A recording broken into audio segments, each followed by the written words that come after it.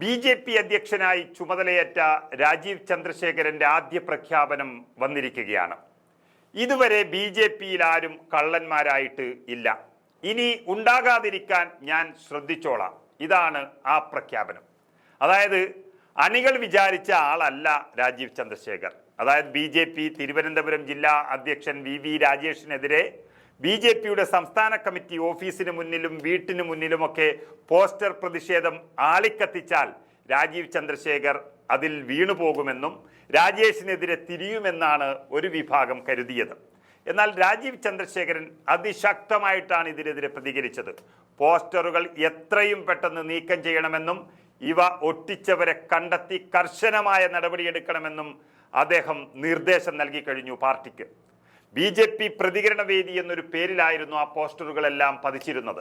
രാജേഷ് അനധികൃതമായി സ്വത്ത് സമ്പാദിച്ചുവെന്നും ഇ.ഡി. എന്നത് റബ്ബർ സ്റ്റാമ്പ് അല്ല എങ്കിൽ ഇവ കണ്ടുകെട്ടണമെന്നുമാണ് പരാതിക്കാരുടെ ആവശ്യം.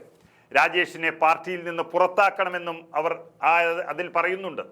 വി രാജേഷിന്റെ 15 വർഷത്തിനുള്ളിലെ സാമ്പത്തിക വളർച്ചയെക്കുറിച്ച് പാർട്ടി വളരെ വിശദമായി അന്വേഷണം നടത്തണമെന്നും പോസ്റ്ററിൽ പറഞ്ഞിരിക്കുകയാണ്. പോസ്റ്ററുകൾ പതിച്ചവർക്കെതിരെ വി രാജേഷ് സിറ്റി പോലീസ് കമ്മീഷണർക്ക് ഒരു പരാതിയും നൽകിയിട്ടുണ്ട്. ഇതിന് പിന്നാലെയാണ് ഇപ്പോൾ സംഭവത്തിൽ അതിശക്തമായ നടപടിയുമായി അധ്യക്ഷൻ രാജീവ് ചന്ദ്രശേഖർ തന്നെ രംഗത്ത് വരുന്നത്.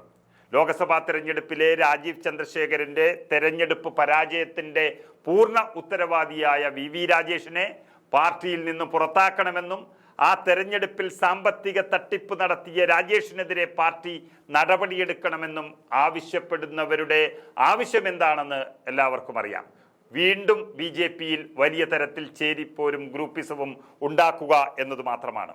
കോൺഗ്രസിൽ നിന്നും പണം പറ്റി ബി.ജെ.പിയെ തോൽപ്പിച്ച വി രാജേഷിനെ പാർട്ടിയിൽ നിന്നും പുറത്താക്കുക എന്നുള്ള കാര്യം ആവർത്തിച്ചു പറഞ്ഞാൽ ലോക്സഭയിൽ തോറ്റുപോയ രാജീവ് ചന്ദ്രശേഖരന് മനസ്സ് മാറുമെന്നും രാജേഷിനെ പിടിച്ചു പുറത്താക്കുമെന്നുമാണ് ഇത്തരം ബി.ജെ.പിക്കാർ കരുതിയത്. എന്നാൽ അത് പണ്ടത്തെ സുരേന്ദ്രനും കൃഷ്ണദാസും മുരളീധരനും ഒക്കെയാണ്. പകയും വൈരാഗ്യവും മനസ്സിൽ സൂക്ഷിച്ച് പാർട്ടിക്കുള്ളിൽ തന്നെ തമ്മിൽ വെട്ടിനിരത്തൽ നടത്താൻ. എന്നാൽ ഇത് രാജീവ് ചന്ദ്രശേഖരനാണ്. തനി ബിസിനസ്സുകാരനാണ് അദ്ദേഹം. ആരോടും പകയും വിദ്വേഷവും വയ്ക്കരുതെന്നും അങ്ങനെയുണ്ടായാൽ അത് നമ്മളെ തന്നെ നശിപ്പിക്കുമെന്നും കരുതുന്ന രാഷ്ട്രീയ ബിസിനസ്സുകാരൻ. അദ്ദേഹം വന്ന ഉടനെ ചെയ്തത് കണ്ടില്ലേ? ബി.ജെ.പിയെ ഏറ്റവും അധികം നാണം കെടുത്താൻ സാധ്യതയുള്ളതും ബി.ജെ.പി. നേതൃത്വം അറിഞ്ഞുകൊണ്ട് നടത്തിയതുമായ ഒരു കള്ളപ്പണ കുംഭകോണം, കൊടകര കുഴൽപ്പണ കേസ് യാതൊരു തെളിവുമില്ലാത്ത തരത്തിൽ സെറ്റിലാക്കിയിരിക്കുകയാണ്. കള്ളൻ ഇയാളാണ് എന്ന് കാണിച്ചിട്ട് ഒരാൾ വിളിച്ചു പറഞ്ഞിട്ട് പോലും പിടിക്കാൻ കഴിയാത്ത തരത്തിൽ ആ കേസ് അവിടെ അവസാനിപ്പിച്ചിരിക്കുകയാണ്.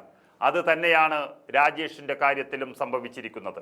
രാജേഷിന്റെ തട്ടിപ്പും ഒരാളും അറിയാൻ പോകുന്നില്ല. രാജീവ് ചന്ദ്രശേഖരന്റെ ആദ്യ ലക്ഷ്യം തന്നെ തിരുവനന്തപുരം മുനിസിപ്പൽ കോർപ്പറേഷൻ പിടിച്ചെടുക്കുക എന്നുള്ളതാണ്.